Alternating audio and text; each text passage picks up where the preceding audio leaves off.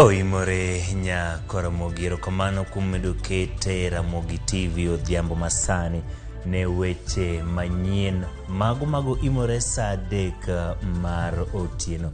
Odiochieng'no bende gik mathoth otimore e weche go motenore kod ng'eto mar BBI mabende Uganda jo Kenya osebedo ka rito kuom kinde ka bende osebedo kokalo okenge mopogore opogore kaka odiochieng' ma kawuono to ng'eto mogik e BBI ne ogol. Bende wantiere gi weche go ma otenore kod yiero kata welo mag duond bura mar ODM e kaunti ma Bay mabende otenore gi kom mar governor.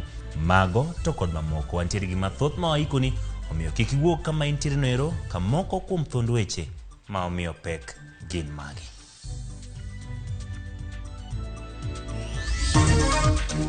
Nitie kaka loko chike, nitie kaka loko katiba.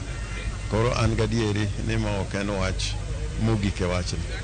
An aparo ni wachni wabro tieke yo makare. Paro mar chik mar BBI oyudo hinga bang' doho maduong' mogik wite oko. The 7 contestants who were here, they all agreed to step down and back Mheshimiwa Gladys Wanga. Mane kaka kawe gi bolruok maduong'. Romo mar jolar kom gavana mo Bay mane otele gi Raila Amolo Odinga opodho Gladys Wanga ne otiko mar gavana Koyugi Magwanga bedo jalupne. The President of the Congress has confirmed the suspension of the Football Kenya Federation with the results as shown. Motion passed. Duol mar FIFA omako chung' ni kumo mi Kenya ok bigol ka piny owacho ok oweyo donjore e chenro mag adhula ma pacho ka.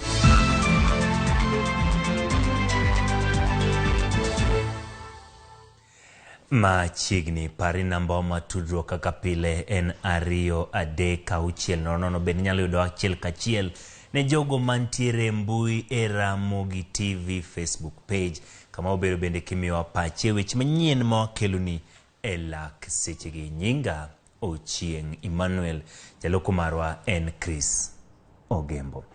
Kawachako doho maduong' mogik mar Supreme owitoko paro mar chik mar BBI. Jalbuche mag doho nochiwo ler margi okenge moko mane ok oluwore gi dwaro mar chik e puodho parono. Kachiel kuom mago magilosi mararia en ka bende jatend piny Uhuru Kenyatta ni kod ratiro mar chako kendo chwalo chenro mar loko katiba. Lidio Keyo nigi lerno. En ng'eto mosebed kirito gi liyo e pachuka ahinya to kaluwore nosewite kucha gi doho mamalo kaachiel gi doho mar appeal. Other judges of the same court. Joyal buche abiriyo go noyudo thuolo mar golo pachgi achiel kachiel wi thuond weche abiriyo mane otere nyim doho no. Kuom thuond weche abiriyo go, 5 kuomgi gin mago ma doho no yango ni nokwedi e yo maratiro kariyo kende ema doho no yango ni doho mamalo kod mano mar appeal okwedo e tok chik. Today, history has shown us that the people did not intend to immunize the 2010 Constitution. To the contrary, they envisioned that they could amend the provisions of that Constitution through exercise of secondary constituent power, provided that the amendment procedure under Chapter 16 is strictly observed. Doho no nyowito kucho paro mar BBI mane giwacho ni notim tok chik kabende giyango ni chik mamono doho loko chike mapachuka okoyangi e bwo chike. I find the question raised regarding the interpretation of Article 257(10) of the Constitution on whether or not it entails or requires that all specific proposed amendments to the Constitution should be submitted as separate and distinct referendum questions was not ripe for determination. Bende ne giwacho ni jatend piny Kenya onge teko mar loko chike.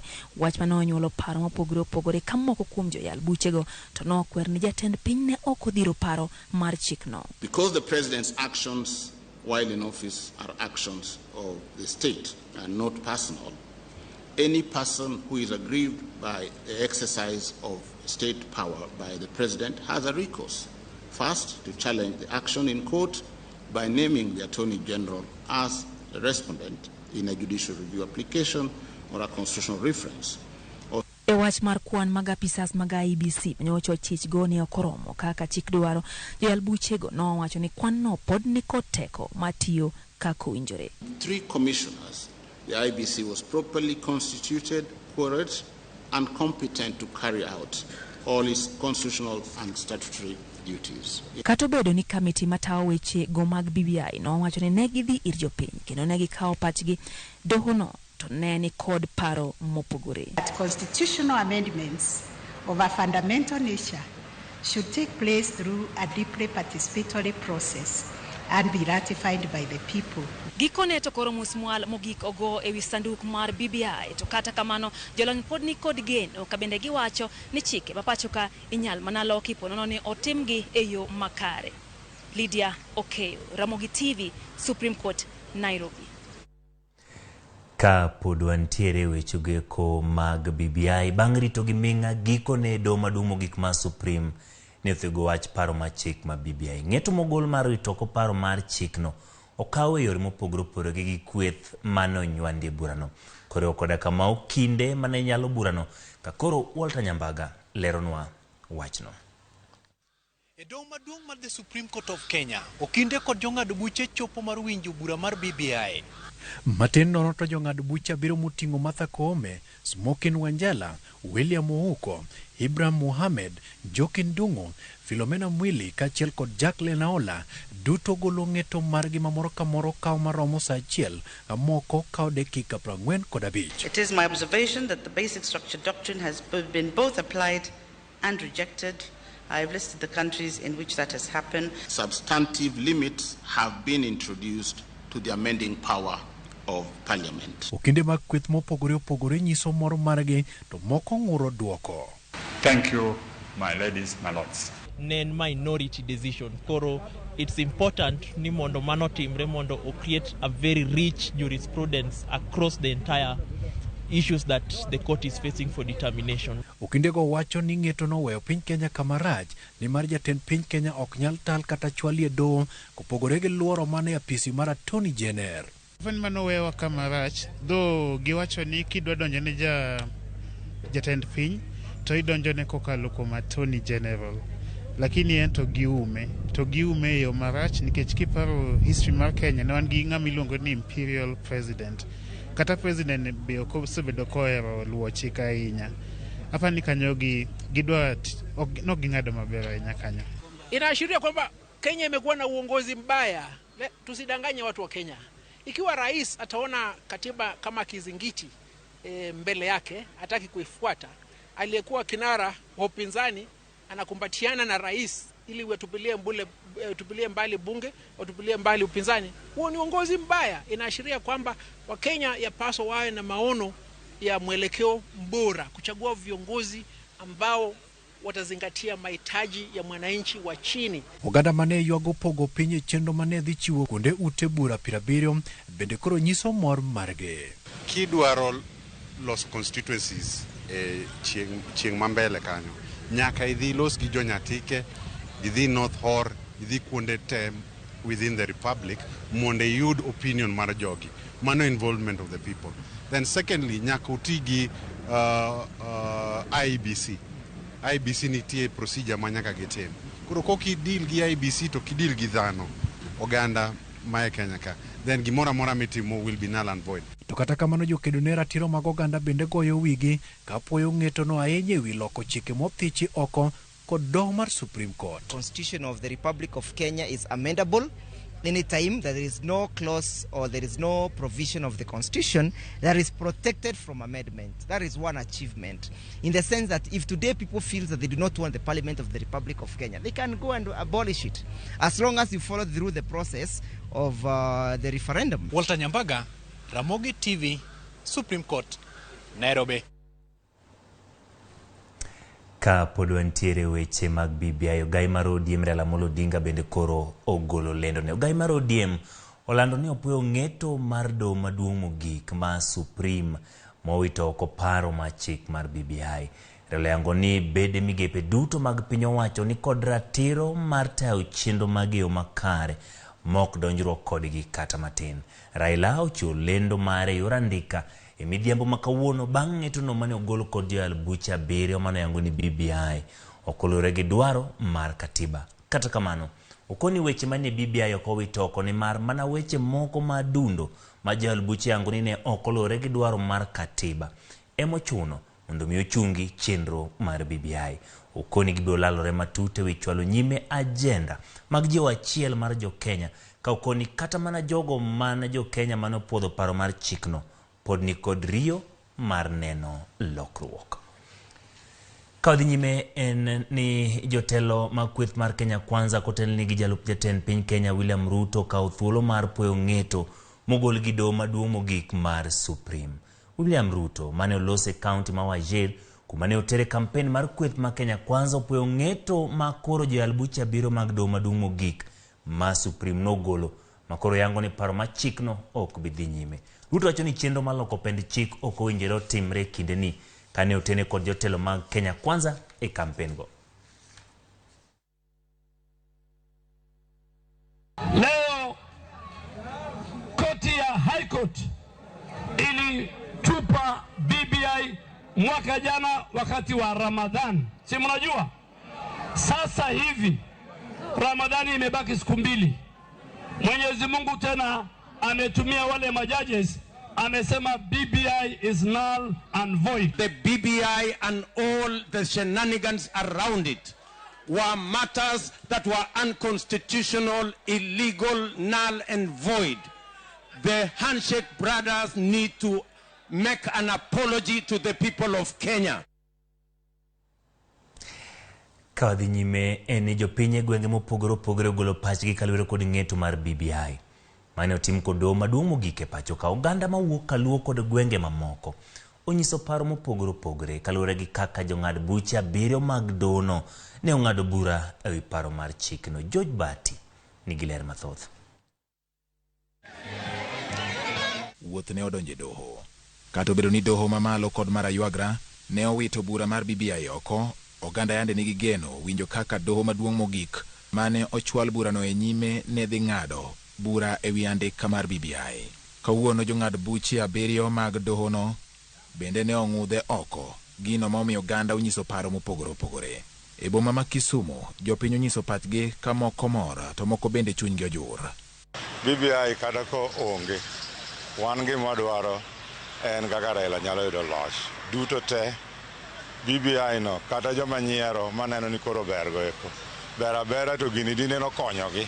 To ero giseneno ni rach, koro gini ok nyal konyogi. Tang'eyo ni kata katiba manwa loso nokonyo jomoko. Aneno ni BBI kata onge to sirikal nyalo dhi mbele nikech BBI ok duong' maloyo piny mar Kenya ka. Be ok duong' maloyo kabinde duto mane Kenya ka. Anagombo ne Raila Amolo Odinga ni kaber to ka Nyasaye oyie to telnwa tela to wach BBI no kaka chik oseneno kaka chik oseneno nyaka ng'ato ka ng'ato luor chik sirikal.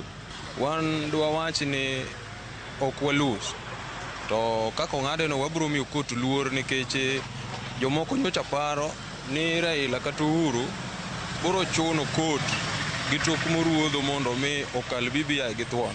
To gineno demokrasi ma jotendwa reyo moluoro Uhuru Kenyatta kachiel kod Raila Amolo Odinga, Prime Minister marwa, ochiwo luor ni kot ma kot ong'ado gino independence kaka gin giwegi ema gineno kod lawyers manyalo wachno. E kaunti ma Migori bende ne weche chal kamano. Kata obedo ni moko wacho ni nyaka chiw luor ne doho, moko to koni doho gwenyo paro mane dhi konyo jopiny. No ko expect gimopogore kaka anene ni mana matters constitutional, but the wishes of Kenyans to apani ok giwuoye matine ni dwaro go to bera koro process ema ng'eni kaka nochose wachi kaka president no wacho ni nodhi mane breaks. Adwoko ne judges mane Supreme Court erokamano kuom timo judgment maber mogitimo. En gima jopiny cha rito tayie gi pach gi kaka ni pach gi bedo maber nikech giluwo sheria kaka sheria dwaro gi constitution mane jopiny oyiero. Kipacha nang'eyo ni kumwadhiye ang'e nitiere ber.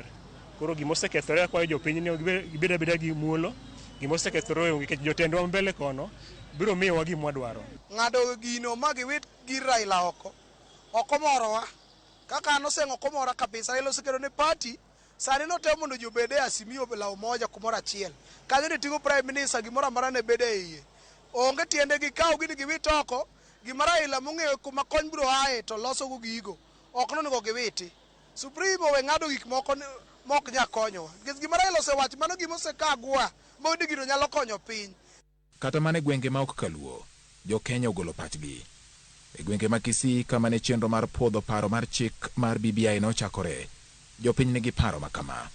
Kama jimbo la Kisii tulikuwa tumeisubiria kwa hamu na gamu ya kwamba tuone kama itapita, na hakika BBI ingepita, tungesherekea ya kwamba ilianza hapa Kisii na ripoti yenyewe ilikuwa imepeanwa pale Kisii.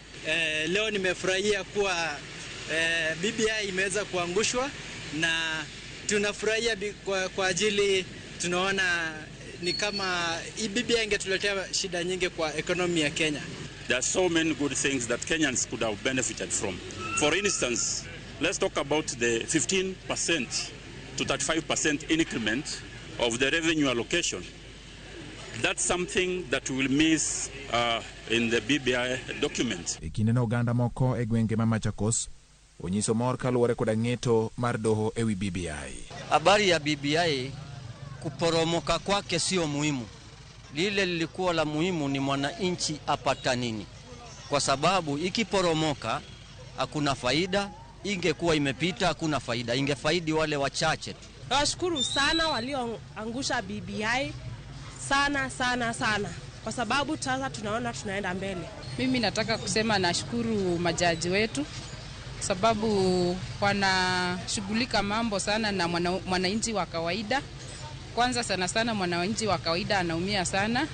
Sio mambo na kushughulika na mambo ya papers ya vitu zimeandikwa, na mwananchi wa kawaida huwa atufikiwi na hizo papers tusome ni nini imeandikwa hapo ndani. Kaluwore kod jolony weche mag chike, jo Kenya pod nyalo biro bedo gi thuolo mar keto e tim dwaro mane nitie e BBI tok yiero maduong' ma dwe mar 8 higani. George Bati, Ramogi TV. Nyako Ramogi gisane orwako e studio kaendi okil Kamaloka Nelson Osiemo odokolona duoko mar ng'eto ma ogol gi doho maduong' mogik mar Supreme kawuono.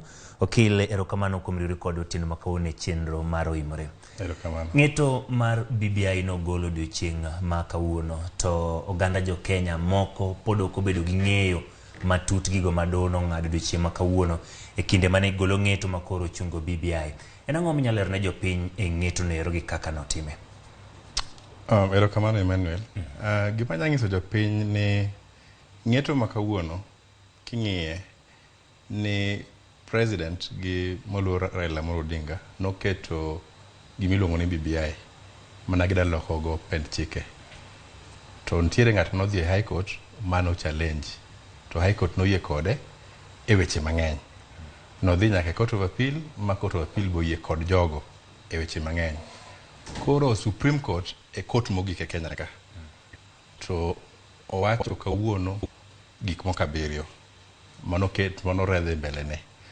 Mokwongo ni president ma Kenya ok nyal promote BBI king'iyo gi pen chik manotiyogo mar katiba. Mano pen chik no dwaro ni mwananchi ema propose common initiative mar jopiny to ok nyis ni president. Koro king'iyo gima doho lando kawuono maduong' mogik ni president ok nyal tiyo gi pen chik no mondo lokgo katiba. En munya tiyogo en mana through parliament. Lakini mana gitiyogo mar loko pen chik article 257 ok onya tiyogo. To maduong' kendo manya wacho ma jopiny nyalo winjo kiwe 7 gote ni nitie gimiluongo ni basic structure. High Court gi Court of Appeal nowacho ni nitiere pen chik moko mokinya loko. Gin basic structure ma gibro bedo kanyo milele. Lakini koro Supreme Court wacho nang'o ni e Kenya ka there is a foreign doctrine onge mangiso ni pod wanya loko katiba to wanya loko any chapter of the constitution. Okil, nitie gik ma doho noyudo kendo nong'iyo ni e gik mane gitiyo godo e goyo piny BBI chenro ma BBI nyalo yangora ni gin gik machalo kamage. Mokwongo en mar president. Ni president no kao tich mar ofise mondo oketgo gimiluongo ni BBI Secretariat, moketogo nyaka Kenya Gazette, motimo gigo. Manyiso ni doho nowacho ni gini ok nen mar common person. Kini ng'iyo Okinde mek president, nagitemo wacho ni ng'ama nochako gini ne en Junet gi David Waero. To doho owacho ni ok gin, en president ema nochako. Ma doho owacho ni president ok nyal loko pend chik gi article manotiyogo. Kada bed ni odwa loko pend chik gi article moro to nego bed ni odhi through parliament. But ok onyal dhi through the common mwananchi makoro keto Junet gi David Waweru ema koro dhi through that initiative. So that is the most important thing ma jopiny nek bed ni ng'eyo. Yeah. Koro bende nitiere okang' ma wanyalo kawo mar bende biro chiero BBI e kinde mabiro, nikech koro ne nitiere moko kuom fuondene mane doho yango ni gin kare, lakini nitie moko mane gidagi. Nitiere okang' moro manyalo biro kawo nyime kaendi mar temo chiero BBI? Kadaga nuoyo ni basic structure ma wacho cha, nikech Court of Appeal gi High Court nowacho ni nitiere kuonde moko e katiba ma ok inyal mulo, manyiso ni ok inyal amend. To Supreme Court oyawonwa mawacho ni mano gima onge, manyiso ni pod wanyalo dok mondo watimre nade, wa amend the constitution, nikech koro onge that strictness kaka High Court nokete ni ng'eni gini nitie ma inyamulo to ma ok inyamulo. To High Court ok nosiemnwa ni en minyamulo gima ok nyamulo. To koro Supreme Court wacho nang'o ni katiba ni onyalo bedo amended, all the articles, all the chapters. Manyiso ni initiative ni pod ng'ato nyalo dhi to start the whole process again to amend it. The only thing is ni sani to koro konya time en mani koro dong'eni bunge to dhi e break in the next 4 weeks. Koro nyaka time bang'e to time gi maber, nikech koro osewuok e High Court modhi nyaka Supreme Court. Koro wan gi lesson ni mae mondo watimo marach, koro watime kama. President mabro bedo chieng'no bang'eni koro konya time kama, obro time e yo moro. Ka wadhi nyime, wantiere kanyo gi kaka nogol kit ng'eto kaka nogol. Supreme Court nobedo gi thuolo mar miyo jong'ad buche 7 ng'ato ka ng'ato thuolo mar somo ng'eto mare. Nyalo wacho nang'o e kit chik, nikech ka en doho ma jobet kamoro achiel, ne gibedo gi duol achiel, kata kamano ng'ato ng'ato no mi thuolo mar somo ng'eto mare. Iyudo ka jang'ad bura moro seche moko ne nitie gi wach mochung'e mowacho ni mane kare, to moro iyudo ni ma ok ni kare. Nyalo wacho nang'o e weche go mag ng'eto kotenre gi mano? Kendo mana apuoyo kabisa, kendo sani waneno ka Supreme Court gi Court of Appeal time mang'eny, nikech ka uketu e bench paro pogre, kata kwa winjire at the end ni mae twachopo nade, to nyaka give you a reason. Emomiyo ineno ka Court of Appeal and Supreme Court judges nyaka gisom opinion margi. Koro nyaka wang'e gi philosophy mari ni into mondi arrive ni wan gi basic structure, wachopo kanyo nang'o. Emomiyo ineno ka Supreme Court na judges go teo ndiko opinion margi, kata at the end of the day it is a unanimous decision, but you must produce your own opinion. And mane malero gimiluongo ni jurisprudence mawuok e courts go, ni koro in kaka judge wang'e ga ni philosophy mari and kama, to mar ng'ani ben kama. At the end of the day ineno ka that koro gite at least ng'ato bedo gi opinion mare, but they own it up as a whole court. Ni mae gimwatimo, kata kapo ni ng'ato odhi kama to odhi kama, but koro wang'eyo ni wan ji 7 to ji adimo wacho ni basic structure, nikech ji 6 to wacho ni basic structure onge except one, to moko to ji wacho nang'o ni nitiere to moko onge. At the end of the day gin court achiel, gibiro bet achiel to gibiro ndiko one judgment, but opinions to nyaka bed mopogre.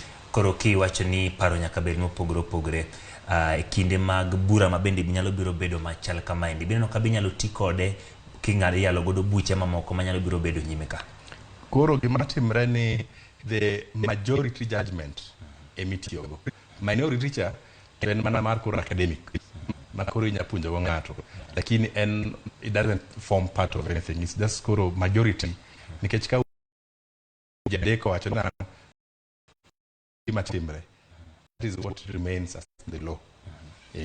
Koro ka wadhi nyime, ji osebedo gi to e chenro mag doho, jocho ni ado en mano manyalo bedo ni tend piny onindo e kata ok obed gi thuolo mar loso en owuon. Ipani ng'eto ma kamaendi duoko ler kuom doho koso kete machal nade? An kanene nikech wan joma dhi e doho pile ni sama doho konyi to mori, to sama ok okonyi to ok omori.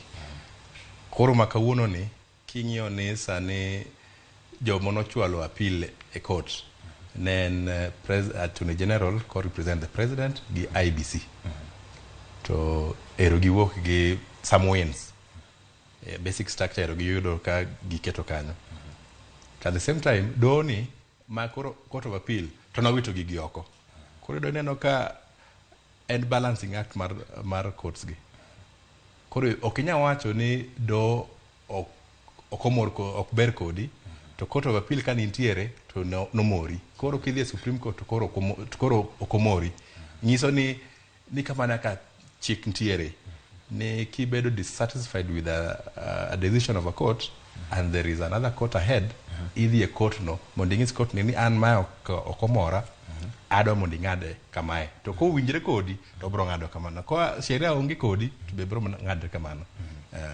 Koro e kinde mabiro gai mar ODM Ramogi Odinga wacho ni moko kuom fuonde mantiere BBI inyalo biro chien kanyo. Inyalo yango no kang mane mane koro gikaw nikech koro dose yango ni jatend piny Kenya ok nyal chako chenro ni. Ramogi Odinga nyalo biro no biro jatelo ok nyal chako chenro ni. Wanjiku ni yange ka ng'at machal nadi mondo ka chenro maloko katiba chakre. King'iyo Article 257 mar katiba en gi ways mar amending the constitution. Inyadhi through parliament or popular initiative. Koro popular initiative ni emana BBI ni ntiere. Emana ngi wacho ni ma en popular initiative. To do wacho ni apana ma ok en popular initiative. Kaka wanene kuma president ntiere lwete ni ma ok en. Nikech president gi wabunge to nyalo ga chore through parliament. Koro ntiere lessons mang'eny kanyo makata ka ker mabiro manyien kodwa loke odwa duogo kendo BBI lakini biro luonge nango odwa the constitution to nyaka koro ng'e ni article 257 ntiere gi this ways onyadhi through popular initiative lakini koro lwete onge kanyo nikech ka lwete dogo neno to bro bet kama koso dhi through parliament. Koro ko dhi through parliament or dhi through a bill of parliament to amend the constitution and that is a whole process by the parliament. This is also another process. Popular initiative don koro nyaka yud signatures to nyaka dhi county assemblies koro magi gik manyaka timre. Ano ka dono mulo gik mathoth kanyo iwacho ni thund weche abiriyo mane gimulo agiwacho ni abich ne gin mago maratiro gi eki apani kaber to yange ne jopiny gik moko abich mini yango kanyo ni gin maratiro mondo kata kaponi chenro makama nyalo biro duogo nyime to inyalo siri maginyalo siro godo chenro no. Na court mapiny high court gi Court of Appeal nowacho kwa kauli moja ni IBC naonge gi quorum to verify and initiate the process. Koro Supreme Court wacho nego ni nagien gi quorum. Koro mano is one of it. Mano is now well settled.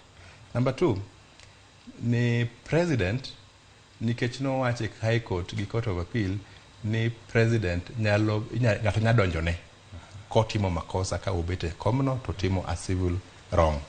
Koro Supreme Court wacho maler ni ok kinyal nikech en gi safeguards within the constitution.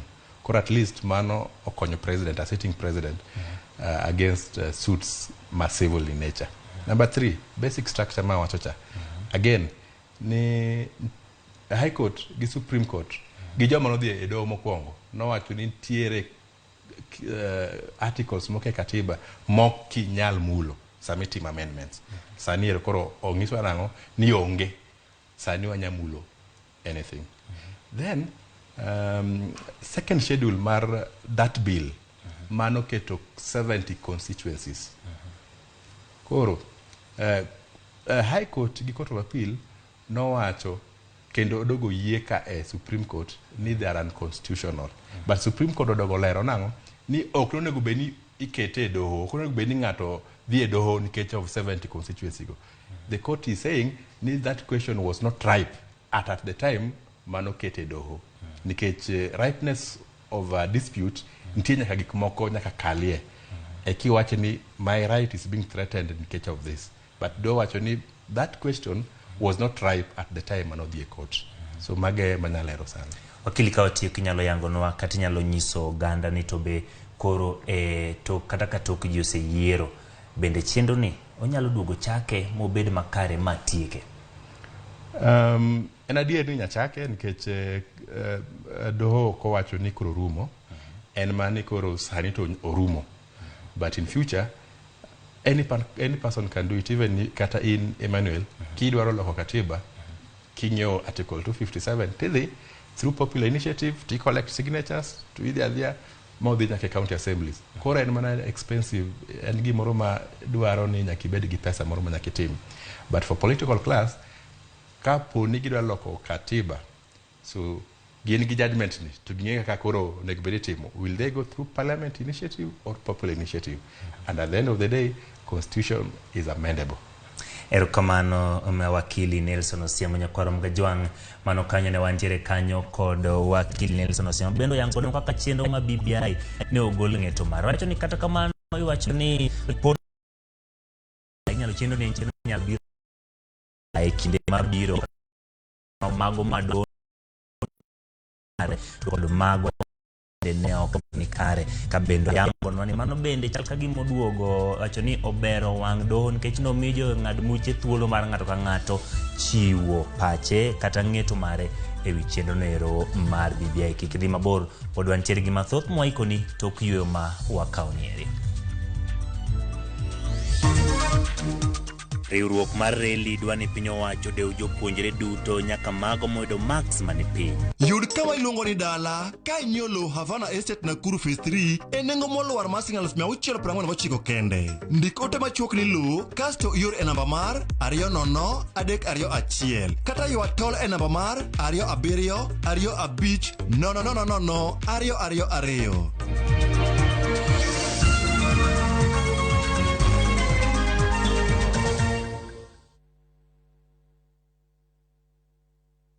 Viusasa brings you all the unlimited entertainment you need in any language.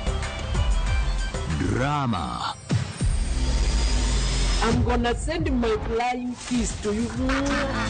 Romance. All I really want is to be with you forever. Comedy. Mnataka ile passport ya upigwa ya picha. Music and so much more.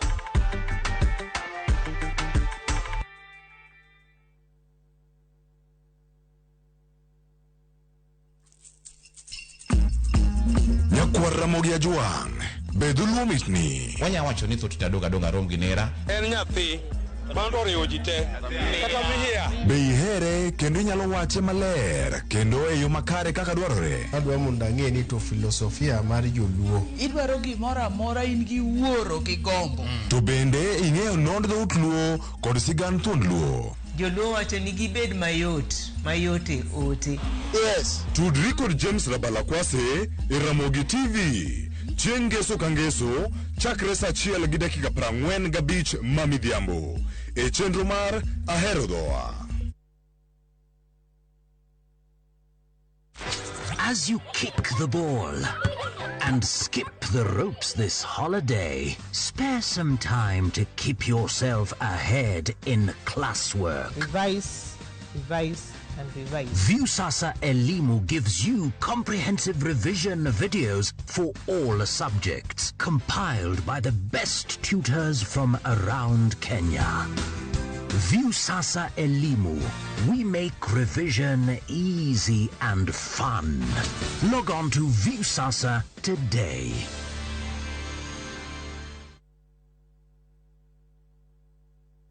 Yud kama iluongo ni dala ka inyiewo lowo Havana Estate Nakuru Phase 3 e nengo moluar mar siling 649 kende. Ndik ote machuok ni lowo kasto ior e namba mar 200-321 kata ywa tol e namba mar 27-25-000-222. View Travel and Kenya Airways bring you discounted early bird prices to Mombasa and Kisumu. Take advantage of these flying packages, which include bed, breakfast, return flights, and all transfers. Our exclusive offers allows you to book 2 weeks ahead of your desired travel dates, bringing you convenience and planning to your travel all on one centralized platform, only on View Travel. Dream, explore, discover. www.viewtravel.com. For further inquiries, reach us on connect@viewtravel.com.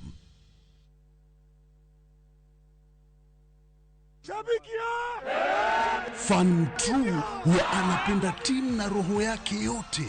Fan True atafind njia za kuwatch game hata iwe nini.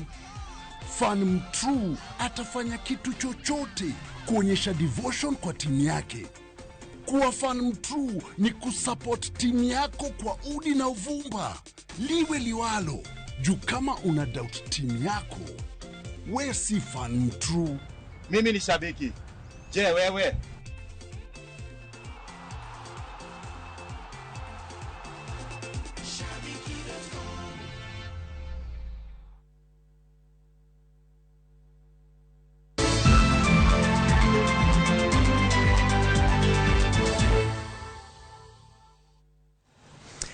Erokamano nyakora Ramogi kuom medo kete e Ramogi TV. Wadhi e county ma Homa Bay.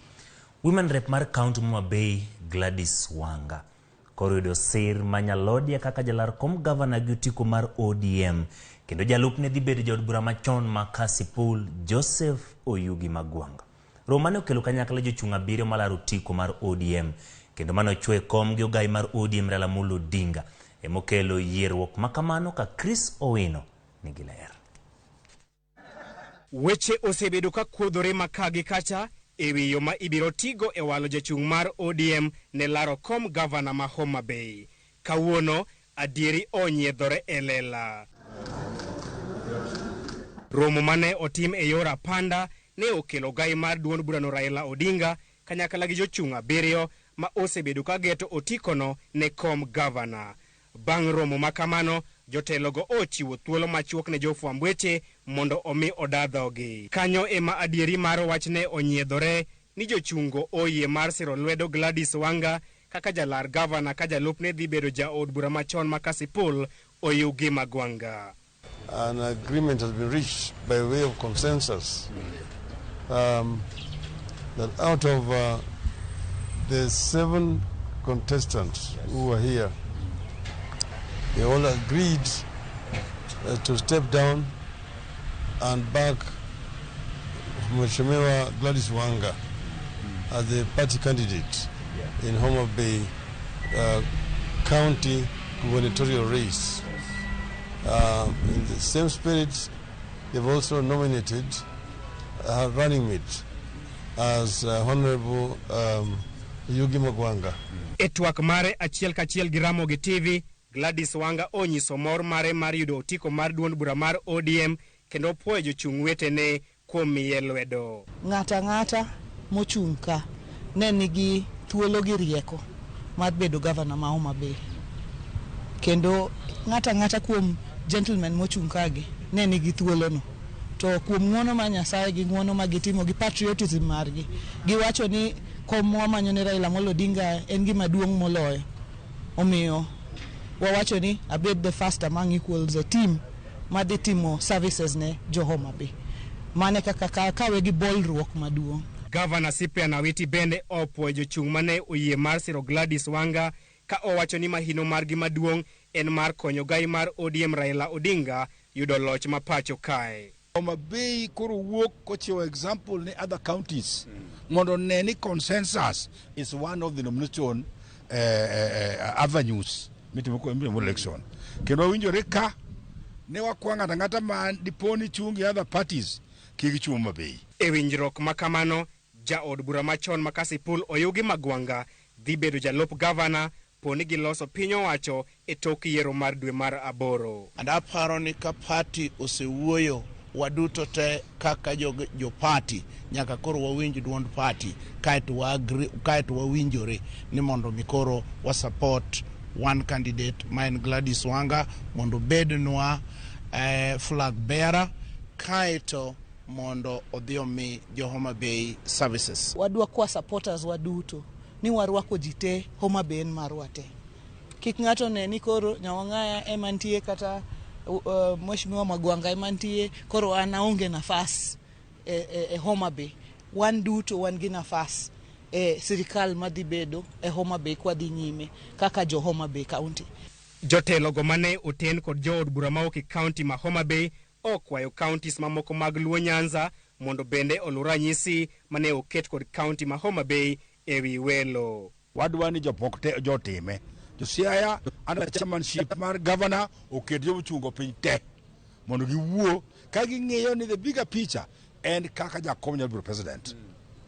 Jo Kisumu under leadership mar governor makanyo bedo bet piny gi jogi te gibet piny giwuo ka giluongo jakom to biro chanegi. The same applies to Migori. Nikech kwa timo mano to biro miyo jakom one of the most easiest way makuru kucho nikech ngeni koro backyard mare is firm, ready, mobilizing joduto manyalo gone kura. Kata kamano, governor machon ma Nairobi Evans Kidero mabende osenyiso dwaro mare mar telo ne county no okne oyuoro e romo makamano. Oganda koro oketo wangi mar neno okang' ma idhi kawo kod Evans Kidero. Chris Owino, Ramogi TV, Nairobi. Kapod wantiere e wachno, gavana machon ma Nairobi Evans Kidero okwedo okang' mokaw mar chiwo tiko manyalodia ne Gladys Wanga kaka jalar kom mar gavana ma Homa Bay. Kidero wacho ni en owuon ne onge romono kata onge ng'eyo mar romono mano bagi mawinjruok e okang' makamano. Ewi mano okoni odhi laro komno gi yo moro amora. Chieng' tarik 9 dwe mar 8 abiro bede balot. Koro an abiro ng'iyo ni yo mane mabiro luwo adhi e yiero ma tarik 9 dwe mar 8 kaka gavana ma Homa Bay. Yo mar ODM kaka koro osechiwo tikono, ok anyal ringo, ok anyal bedo candidate mar ODM. To pod abiro bedo candidate mondo abed gavana, mondo akel ne Homa Bay dongruok kaka gidwaro. Nikech higni 10 osekadho to onge dongruok ma gisenwang'o. Homa Bay nigi ratiro ni mondo giyier ng'ama gidwaro, ok ng'ama oketnegi. Kaka koro sani osemiyo tiko, tiende ni nominations ok bi bedo, nabiro nadwa gero thurwa. Abiro loso gi jo Homa Bay mondo wawinjre ni to wadhi nyime nade, nikech dwaro margi gi dongruok ma gidwaro pod nyaka ginwang'. Wach ni ji 7 consensus 7 ne ni kanyo, an mar 8 an ok oluonga burano. Maburano awinjo na kawuono saa 8:30 ka ne board meeting. Ok an achiel kuom joma noyie ni mondo miye ma ok ji odhi e yiero. Awantiere kaendi gi jogma bende medo oronwa pachgi e wechego kumotenore kod mago mwakelonegi e yo maler gi lak sechegi endi. Ramogi TV nenore maler seme kor wenji hayo maber odhine. Wilfrida wacho ni wechego mag yiero gigendi biro bedo mago man kare kendo makelo kwe e county no ero mano ma Homa Bay. Kamano kuom kete Ramogi TV Archdeacon David Mbaye. Kodhi nyime wechego kuma bende pod gin mag siasa motenore gi mag governor. Jachung' malaro kom governor ma Kisumu Ken Obura nyiso governor ma Kisumu Anyang' Nyong'o mondo kaw okang' kaka mar jakom ODM Mbadi mar wuok e ng'we laro komno. Obura wacho ni Nyong'o winjore kaw thuolo mar dhi tiyo e piny owacho mamalo, komedo ni ogolo kwayo makama ka okoni en kod adier ni governor no ok dhi yudo telo ma Kisumu e yiero mabiro.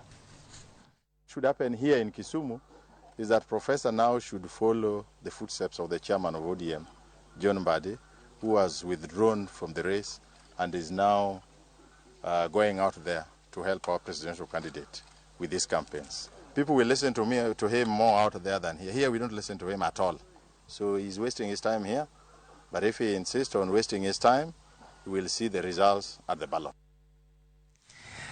Aya, nyakoro mga jang nyalo miya pache weche ariyo goyo ke weche mag chiwo tiko mar gavana ma Homa Bay ne Gladys Wanga to kod wach ma Obura bende koro kwayo gavana Nyong'o mondo mewere gi laro kom mar gavana ma Kisumu. Nyalo miya pachi e weche ariyo geko e namba mar 3-6-0-0. Ka wadhi nyime, jatend piny Kenya Uhuru Kenyatta opwoyo kenge moseketi bero kuonde tiegruok mag obila kod yore mag timo tiegruok makamago. Uhuru ne olose nyasi mar chuo kondo ya apisas motieko tiegruok e rang'iny mar obila mar GSU mano bagi ka tiegruok mar Lanet manie kaunti ma Nakuru. Oleo ni chendo maber tiegruok biro medo konyo neno ni arita ojiw motegno e thurka. Obila manyien go ma kwan gi romo 168 ne ochuone gi kondo kawuono. 3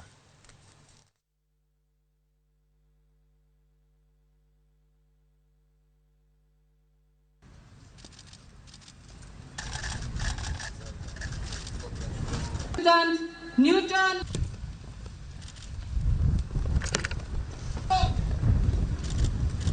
Graduates, as I preside over this parade, I recognize and celebrate your successful completion of the rigorous one-year training program, and today marks the beginning of a military career, a journey of a lifetime of service that calls for duty, honor, and courage.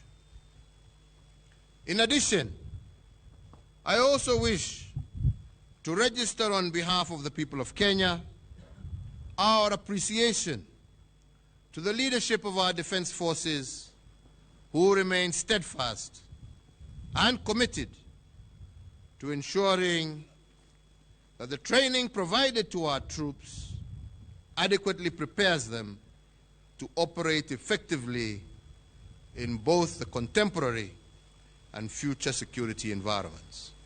The aim of this training has been to transform them from civilians to military officers and prepare them for future leadership of the Kenya Defense Forces and allied countries. Your Excellency, this academy, being a center of excellence, provides value-based training to ensure that officers who commission are professionally, physically, intellectually, socially, and morally oriented to military life.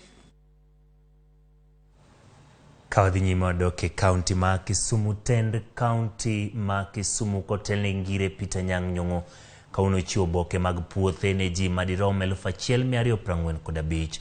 Bok makamagi ne ochiw ne jodak mawuok e gwenge ma Kaloleni, Shauri Moyo, Shauri Yako, Bondeni, Swahili gi Kopere mayudore Moroni sub county. Bok mag puothe marom 114 mag gwenge ma Kaloleni, Kisumu Central kod 100 mag Kopere biro chiw ma ok odeko. Kanyongolo ni obok mag puothe mag ichuogo koro miyo weg puothe bedo kod adier ewi puothe ka chendo makamaendi bende osir kod migao mok mar piny owacho mar Kisip. Tunakuja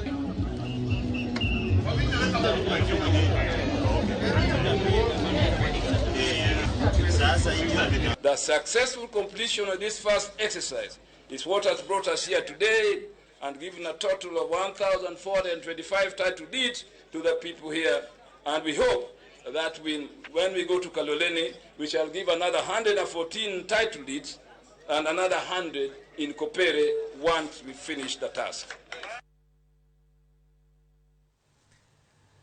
Kaungado tongwa dhie county no Eroma Siaya, governor e county no Cornel Rasango kwa opinyo wacho mabiro mondo bi omed jiwo chenro mar thieth manyangafu ma iluongo ni universal health coverage. Rasango wacho ni chenro mar thieth no biro medo konyo jopiny kendo nyaka make motegno kendo miye mijing'o gi telo mabiro mamalo kod mag county kamano yange twak mare ka thieth ma siasa kama sub county Mabondo county ma Siaya kumane awa yanga chenro machiwo thieth e bwo universal health coverage. Romono ne oyore kod jotelo mopogore opogore kumoriwo jatelo mochung' ne chwalo thieth e bwo chenro mar UHC.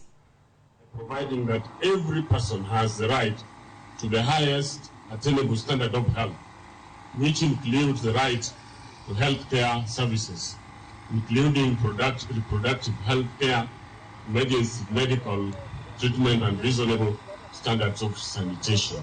The success of UHC requires that every resident to be enrolled as a beneficiary. Tusiwachie tu serikali iweze kulipia watu.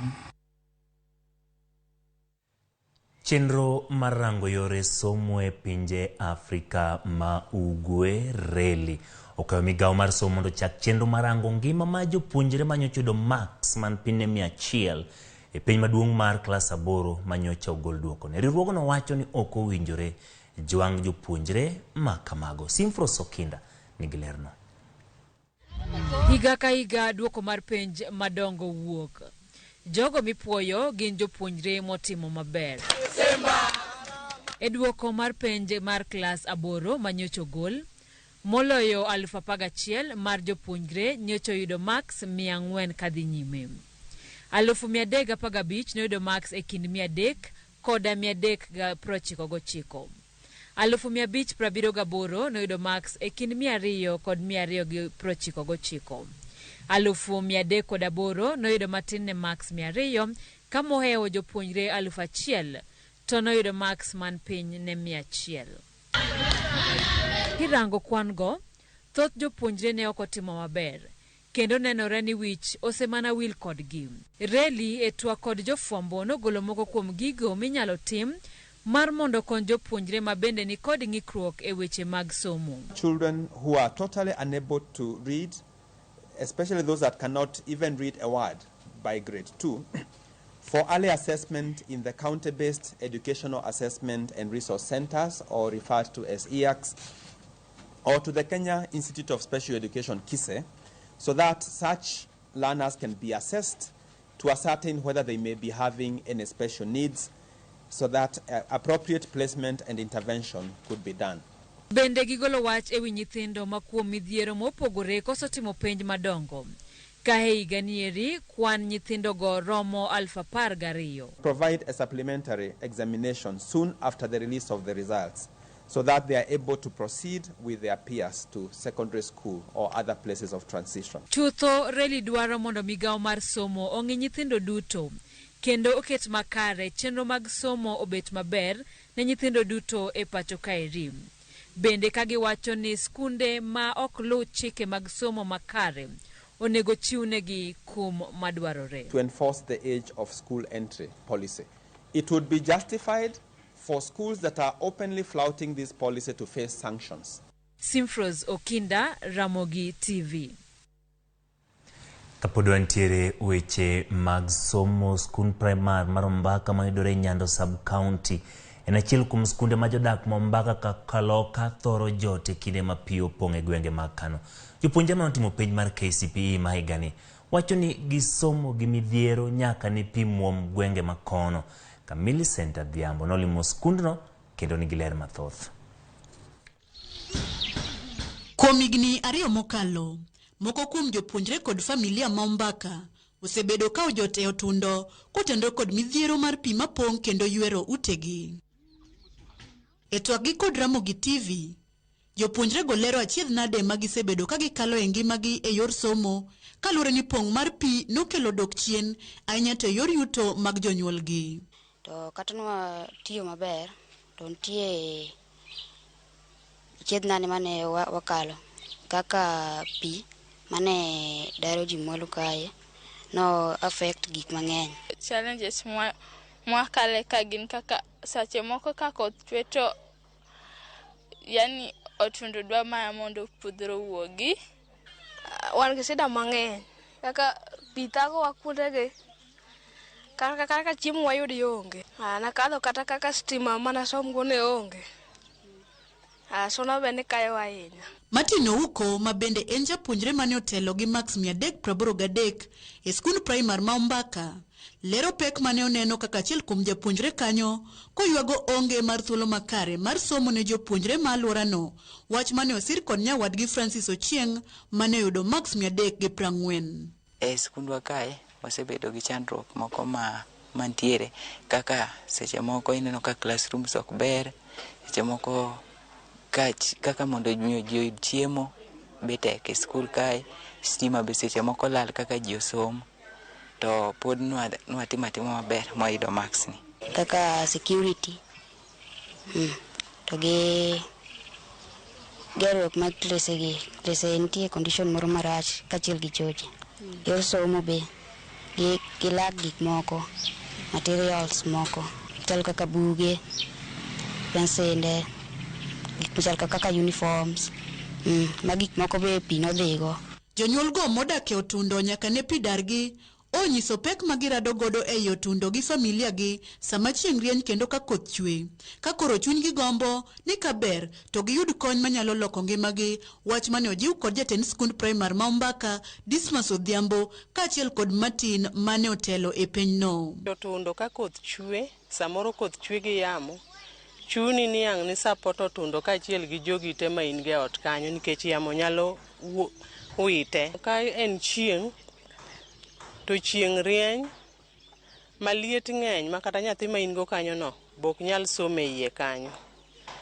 E sechego bende Otundo kinyal tede ka koth chwe ma wan jomodak e squatter kae ka koth chwe ti chuni ni ang' ni rit ma koth chogi. Ana wuoyo nyithindo madhi skul kech jomadongo nyalo modho pi to gibet e dhoth. Nyathi madhi skul en shida kuome kabisa nikech sama nyathi odhi skul kech kata gimipuonje ok owinji. Wadare Otundo mondo wayud ot moro mwanya timore nade mwanyalo dak. Sirkal otemie rango yo moro ma konygo skul ma ndalo pi ma kang'eny to evacuation center moro evacuation facility moro ger maduong' makata komakre gi skul kech skul ka compound duong' ginyalo dakie to infrastructure mar skul ok okethre. Ombaka nogolo jopuonjre 8 mane oyudo max 300 gi wiye kaka jatend sikul no Dismas omedo lero kata obedo ni somo gi dak e alwora no ok osebedo mayot. Our best boy 383, second 351, 340.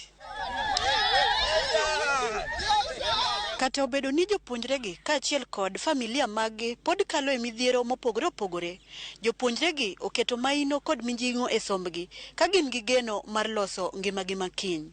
Millicent Adhiambo, Ramogi TV, Ombaka Kakola, Kisumu. Midhiero mar nok mar mauta okwako Homa Bay. Yud kawa iluongo ni dala ka inyiewo lo Havana Estate Nakuru Phase 3 e nengo moluar mar Sing$649 kende. Ndik ote machuok ni lo kasto ior e namba mar 200-321 kata ywa tol e namba mar 27-25-000-222.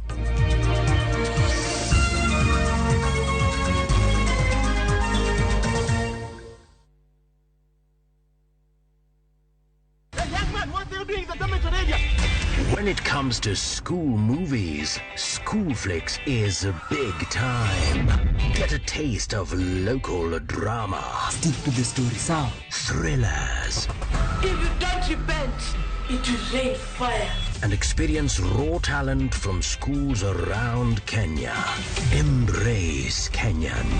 Watch Kenyan. I saw someone who looked like me. School Flicks on View Sasa.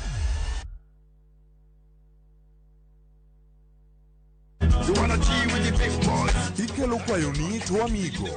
We gik mamolo seche duto. Kaka omenda miyudo. Ane chama moro mare. Weche wala. Gik machandi kaka rawera. Kik wi wil ni be wakelo ni jongolo mopogore opogore kod thumbe mamit. Miela Tenga. Riuri gi Lind Ramogi Nyakach, Stella Brenda Nyarochieng, kod DJ Local Instrumental. Mana e mbak ndalo. Wuok tich nyaka tich abich. Saboro odiochieng'.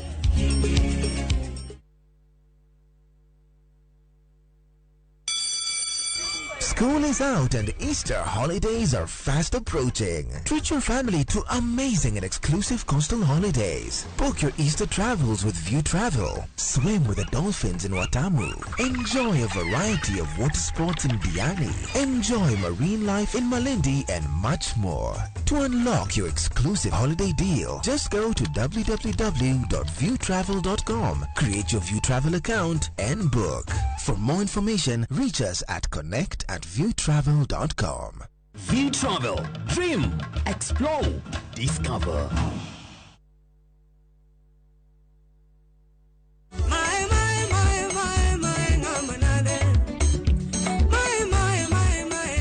Opak ruoth kendo opak ruoth wang'ni e injili kalo ka wadamedo chwale. Tudri kodwa mondo iyud neno mathoth kanyakla kod johocho kachiel gi chiemb chuny. Ka watudore kod jower mihero kod mixes maliet. Duto te e chenro mar Injili Kalo. Jumapil ka Jumapil, sa 12 mar okinyi. Mambo ni double on shabiki.com. Make your first deposit and get 100% welcome bonus on Kenya's most preferred gaming platform. Kuwa Shabiki. Strictly not for persons under the age of 18. Betting can be addictive. Play responsibly. Shabiki.com is authorized and regulated by the BCLB. License number 305. Shabiki.com.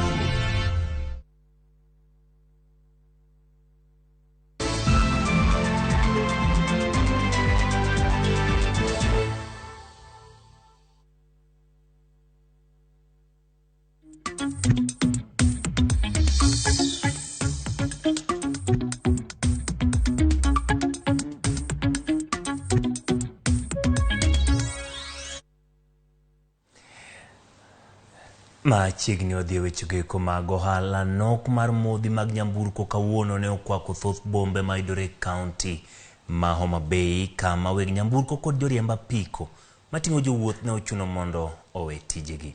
Moko meg nyamburko mane tiyo ne omedo nengo mag wuoth, kendo jonyiepo ne chuno mondo riti aming'a mondo eka giyud modhigo. Ka jowuoth bende ne ywak ni nok mar modhigo koro ne omiyogi pek mar timo thoth mag chenro mane gidwa timo, kama koro gikoyo piny owacho mondo ne ni giyudo modhigo kapok ochumi mar kaunti no omedo ridore.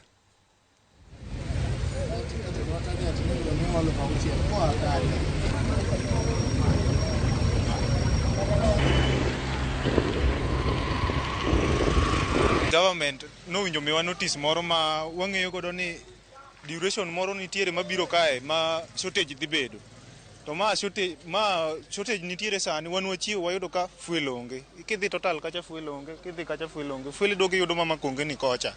Fuel onge town mzima, kama idhi yude no ben 150 point something, to no nyoro nago kata fuel 135.90. Okay, wang'eyo anything ka wachiwo to wayudo ka fuel nyaka johala mamoko oloro pumps maggi.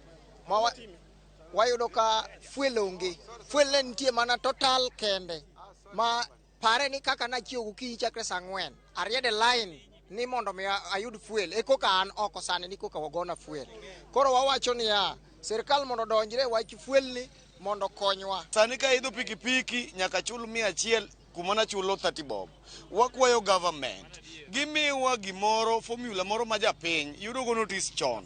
Ok en mar ni ka piny oru to fuel omedi. Piny oyaw fuel omedi. Wan wahinyore kaka jopiny. Kapod wantiere weche go motenore gi modhi, en ni nengo mar ngima ne omedo idho dwe mar adek makorumo kawuono kalure kod duol mochung'ne golo kwan e lo piny owacho KNBS. Pek mar ngima ne omedore kod 10.14 nyaka 5.9, kama koro medruok nengo mar chiemo kod modhi mag nyamburko koro wachore ni nyalo choro pek mar ngima nyaka kama piny owacho geno ni ok nyal kalo e maen 7.5. KNBS wacho ni nengo chiemo kod gigo ma imadho ma ok mer dhano ne omedore okang' mamalo ka dweni nengo mar thieth, chulo udi, gas mar tedo, wuoth to kod gik mamoko mitiyo godo e pimo pek mar ngima be noidho ka opim kod dwe mar 2 higani.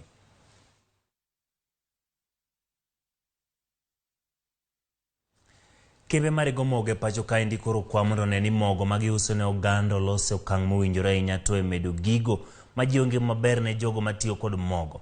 Apisa maduong' mochung' ne weche mag chiemo e migawo mar thieth Margaret Martins wacho ni piny owacho biro timo nonro ma kinde ka kinde e dukni mondo ne ni mogo ma iuso ni kod ndhadhu maber e del kaka vitamins ma chik dwaro.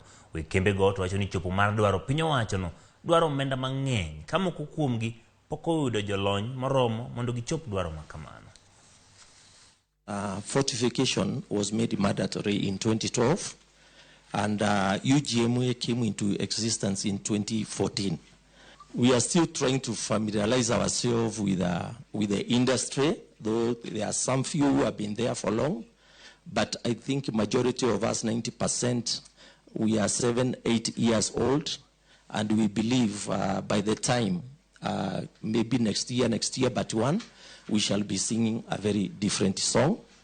To the millers in general, small, medium, large, we are looking towards quality excellence to be recognized as an extra effort from your end, so that the Kenyans at large can be able to have safe and nutritious foods that is adequately fortified and that meets mandatory standards as spelled out by KEBS and as spelled out under Cap 254 of the Kenyan laws. You need to see the fortification mark and the information fortified food and see whatever is included in the fortification information, so that our populations are able to make informed decisions when they are doing their household, buying their household products.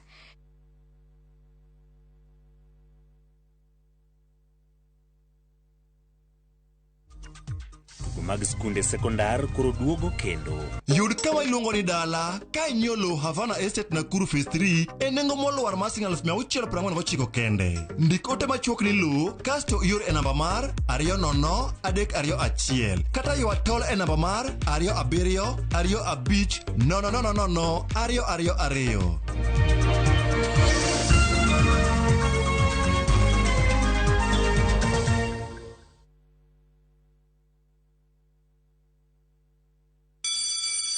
School is out and Easter holidays are here. Treat your family to amazing bush safari getaways with View Travel and enjoy exclusive deals and packages. Enjoy unlimited game drives, sleep in tented camps or game park lodges, all on full board meal plans. To unlock your exclusive bush getaway deals, go to www.viewtravel.com and create your View Travel account and proceed to book. For more information, reach us at connect@viewtravel.com. View Travel. Dream. Explore. Discover.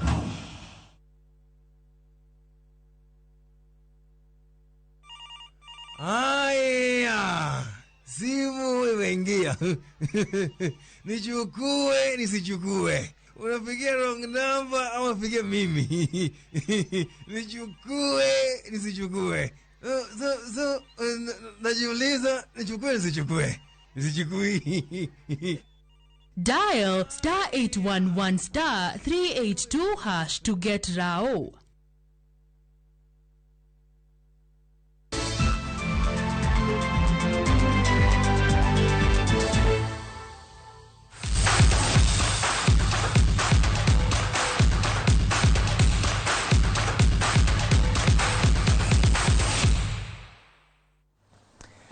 Machiegni wantiere weche geko mag tuke duol mochung'ne adhula e piny mangima FIFA.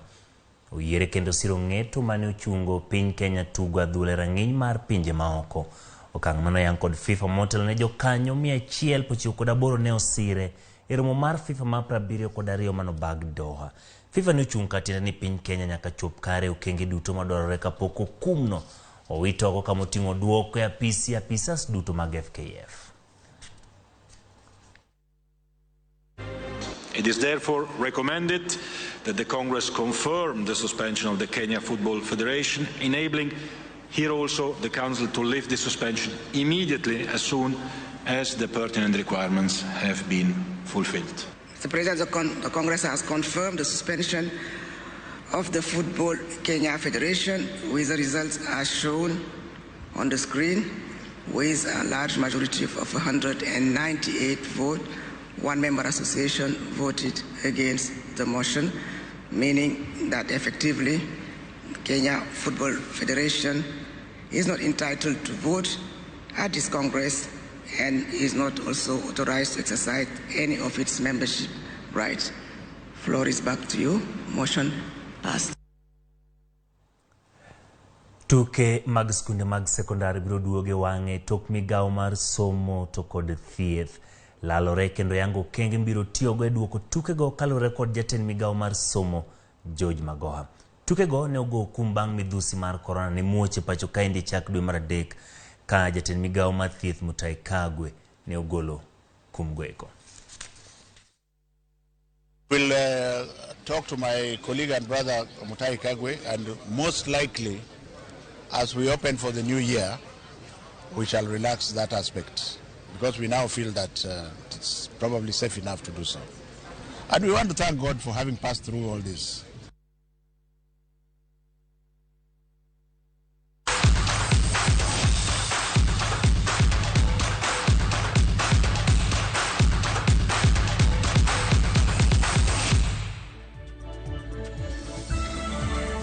Nyako Ramogi, erokamano kuom kete Ramogi TV chakruok nyaka giko ma chenro mar Oimore. Wasekeloni mathoth ma otimore pacho kaendi, kendo amor ni thoth osebedo kaloso kodwa kendo oro pachgi e weche mopogore opogore, mago motenore kod BBI, mago motenore kod weche mag otiko mar ODM mochiwe kaunti Mabei, to kod jomoko mabende lose weche mabende ne okwa gavana ma Kisumu Ngire Anyang' Nyong'o mondo mi koro were gi wach malaro gavana e kaunti ma Kisumu, kaka jaod bura John Mbadi noweyo. Ka bende ng'ato wacho kae ni wan bende wakwayo Nyong'o ni owere gi laro kom mar gavana katek to rit mondo ji odhi nyaka e debe. Mano Stephen Wanga ka intiere gwenge ko mag Kisumu. Antiere ng'at moro kanyo ma bende oloso koda kaendi. Triza kawuok Bondo, Raila gi Uhuru owacho ni giwere gi wach BBI no mondo koro dhi otieke bang'e kanyo ka koro oganda oriwre mana mondo miyo go kura dwe mar 8 higa ni. Erokamano kuom kete e Ramogi TV. Awuoro kaka joma bei nigi chandruok, wateru kidero. Mano Monica wacho ni en odwaro ng'at mopogore gi mano. Wantiere gi ng'at ma bende luongre ni Felix Otange, wacho ni Ramogi ka intiere Ringa. Wacho ni weche go mago ma bei tek, kata kamano ji biro thegore e debe. Ng'at mogik ol gi ODM ma bei gini 10 ka onge gima osetimore. Iwacho ni chunowa gi joma onge dongruok wang' ni to wabiro dhi nyaka e debe kendo wabiro yiero ng'ama wadwaro. Winjruok ok en kura. Mago pach ji moko ma bende osebedo korona ute machuoki namba mar 2-6 nono. Erokamano kuom bedo koda chakruok nyaka giko. Nyinga Ochieng Emmanuel, jaloko maro ne en Chris Ogembo. Ubed gi otieno mokwe.